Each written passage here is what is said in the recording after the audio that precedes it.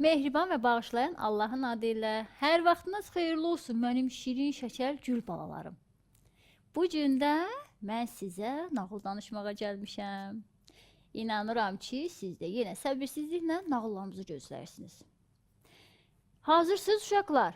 Əyləşmisiniz yerimizdə. Bahar xala başlasın nağılımıza. Yaxşı, başlayaq nağılımıza. Bugünkü nağılımızın adı Hiyləgər Tülküdür. Görək, bugünkü nağılımızda söhbət nədən gedəcək? Diqqətlə qulaq asın dostlar, yaxşı? Biri var idi, biri yox idi. Səhrada yaşayan yırtıcı bir canavar var idi. Bu canavar ətraf düzənlikdən keçən, gücü çatdığı hər bir heyvanı tutub yeyirdi. Bir gün nə qədər gəzib dolandısa, yeməyə heç nə tapmadı. Çox acdığı üçün fikirləşdi ki, yaxınlıqdakı kəndə getsin. Orada quzudan, toyuqdan nəsə tutub qarnını doydursun. Amma canavar kənddəki itlərdən çox qorxurdu. Buna görə kəndə yaxınlaşa bilmirdi. Elə bu cür ac-acına fikirli-fikirli, asta-asta gəzirdi. Birdən kolluqların arxasında bir tülkü gördü. Orada tülkü yatmışdı. Canavar bunu görcək çox sevindi. Öz-özünə dedi. Əgər səssiz bu tülküyə yaxınlaşa bilsəydim, az da olsa qarnımı doyurardım. Canavar yavaş-yavaş tülküyə yaxınlaşdı. Tülküyə səsləndi. Hey, oyan! Bilmirsən ki, yatmaqdan heç vaxt xeyir gəlməz? Sonra istehza ilə dedi. Necəsən tülkü qardaş? Heç bizim keyfimizi, halımızı soruşmursan? Bizimlə heç maraqlanmırsan? Yazıq tülkü dişsinib yuxudan ayıldı. Canavarı görüb qorxudan tir-tir əsməyə başladı. Başa düşdü ki, çox pis tələyə düşüb. Qaçmağa da şansı yoxdur. Biraz özünü toplamasa, canavar bunu yeyəcək. Özünü toparlayıb dedi. Əsla canavar qardaş, siz bizim ixtiyar sahibimizsiniz. Mən həmişə sizi dostlarımızdan halınızı soruşuram. Siz bizim böyüyümüzsünüz. Həmişə sizə duaçıyam. Canavar onun sözlərini kəsib acıqlı-acıqlı dedi. Bəsdir, az yaltaqlıq elə. Mən belə sözləri çox eşitmişəm. Kimin quyruğu qapı arasında qalırsa elə bu sözlərdən istifadə edir. Açığı, mən səhərdən heç nə yeməmişəm. Qarnım çox acdı. Səni yemək istəyirəm. Bu boş-boş sözləri də eşitmək istəmirəm. Tülkü gördü ki, bu xoş sözlərlə onu yola gətirə bilmir. Fikirləşdi ki, nəsə başqa bir şey fikirləşib onu tamaha salsın. Ağlına bir hiylə gəldi. Tez canavara dedi. Yox, mən yaltaqlıq üçün demirəm. Doğrudan da siz mənim üçün böyüksünüz. Mən həmişə sizə xidmət etməyi özümə borc bilmişəm. Əgər icazə versəniz, sizə olan sədaqətimi sübut edərəm. Canavar dedi. Nə xidmət? Nə qulluq edə bilərsən? Tülkü dedi. Mən bilirəm ki, siz bərk acmısınız və hal-hazırda da mən sizin əlinizdəyəm. Heç bir qaçış qurtuluş yolum yoxdur. Siz istədiyiniz an məni yeyə bilərsiniz. Elə deyilmi? Canavar dedi. Bəli, elədir. Tülkü dedi. Çox gözəl. Mən də sağ qalmaq üçün gərək özümdən daha yaxşı bir şikar sizə verim. Çünki başqa cür xilas olmaq şansım yoxdur. Buna görə sizə bir təklifim var. Mən yaxınlıqda bir dovşan tanıyıram ki, o qədər yağlı, yumuşaq əti var ki, yeriyə bilmir. Meşənin bütün yırtıcı heyvanları onu tutub yeməkdən ötürü ürəkləri gedir. Təklifim budur.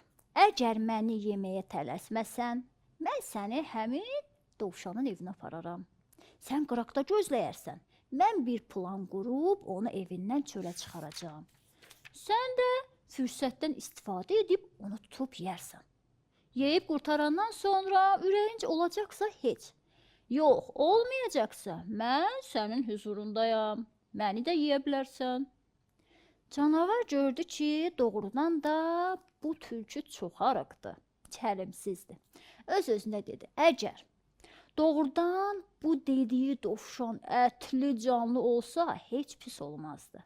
Uzaq başı bu tülkünü sorovlayıb yerdi. Ağzı sulanan tamahkar canavar dovşana dedi. Yaxşı, gedək göstər. Amma aç qulağını eşit. Birdən məni aldatmaq istəyirsən, ha? Beləliklə, tülkü qabaqda, canavar da onun arxasıca yola düşdülər. Tülkü çolluqların arxasındakı təpəni aşıb, dovşanın evinə çatdı. Canavara tapşırdı ki, orada gözləsin. Özü dovşanı evindən çölə çıxaracaq. Tülkü uzun bir zaman idi ki, bu dovşandan heç xoşu gəlmirdi. Amma yalandan da olsa, həmişə bir-birlərini görəndə üzdən gülüb salamlaşırdılar. Tülkü dovşanın yuvasından çağırıb dedi. Salam, dovşan qardaş, xoş gördük, necəsən? Keyfin, əhvalın necədir? Dovşan tülkünü görcək, gülər üzlə salamının cavabını verdi. Bəh, tülkü qardaş, xoş gəlmisən. Nə əcəb səndən bizi yad etmisən? Buyur, keç əyləş. Tülkü dedi. Əziz dostum, inan ki, neçə müddətdir ürəyim elə darıxıb səndən ötürü. Amma o qədər iş güc olur ki, xidmətinizə gələ bilmirdim. Bugün çox şükür sizi görmək nəsib oldu. Açığı, mənim köhnə dostlarımdan biri çoxdandır ki, sizin haqqınızda eşidib. Ağlınız, dərrakəniz, həyat təcrübənizdən ona danışdım.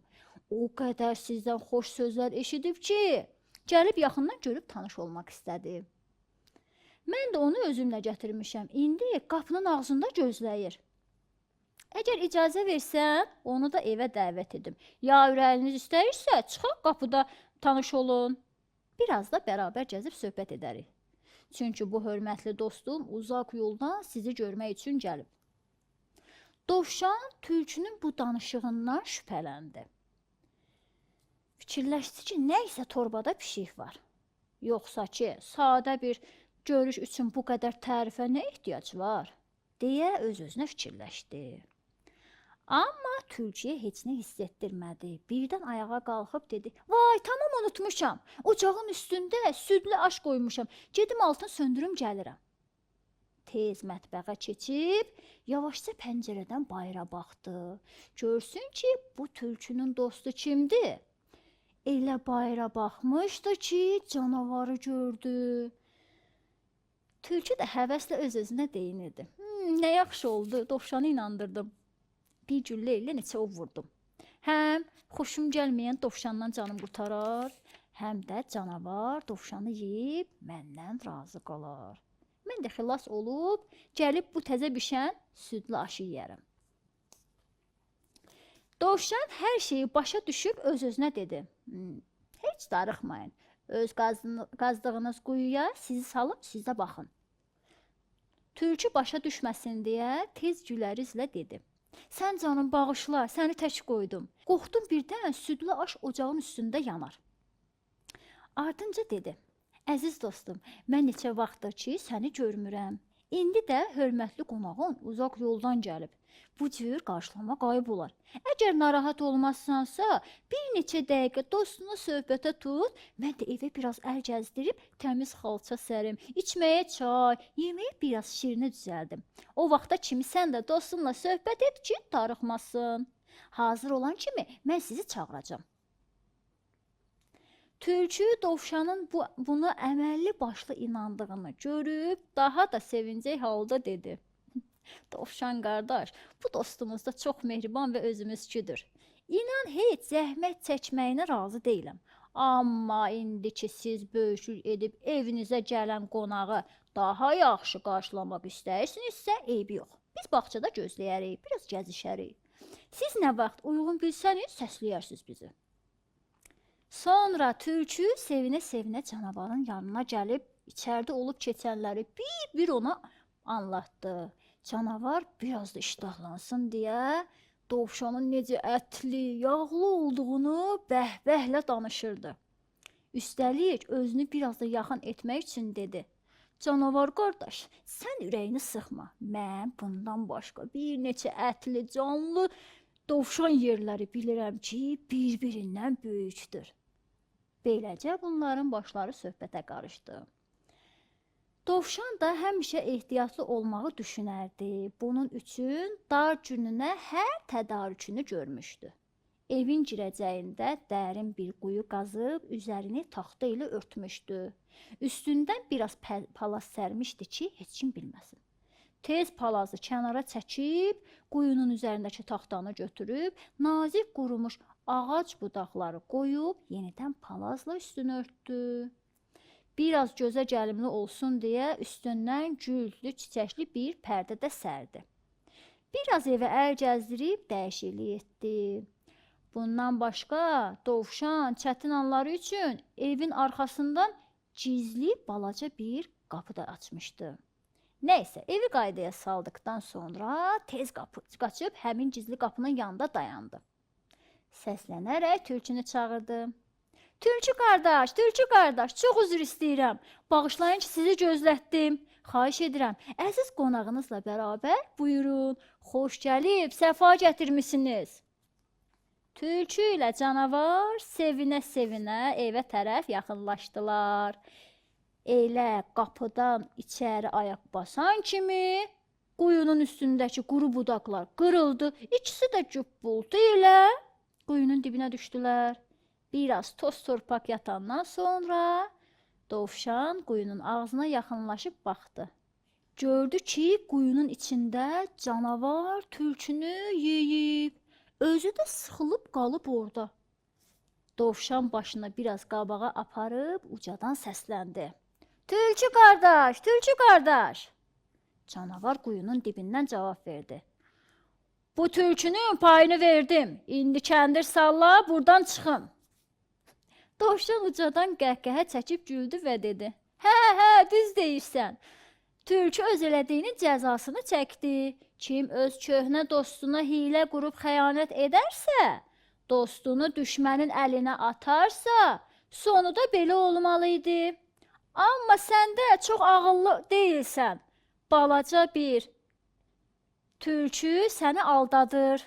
Üstəlik qonaq adı ilə cəmaatın evinə girib qanını içmək istəyir. Sənin də haqqın budur. Bunu deyib quyunun üstünü bağladı. Beləliklə bütün çöl biyabandakı heyvanların canı zalım canavardan qurtuldu. Bəli, əziz uşaqlar, bugünkü nağılımız da bu qədər. Gələn görüşlərə qədər sizə hələlik deyirəm. Gecəniz xeyrə qalsın. Yerinizə girin, mışıl-mışıl yatın. Sağ olun, salamat qalın.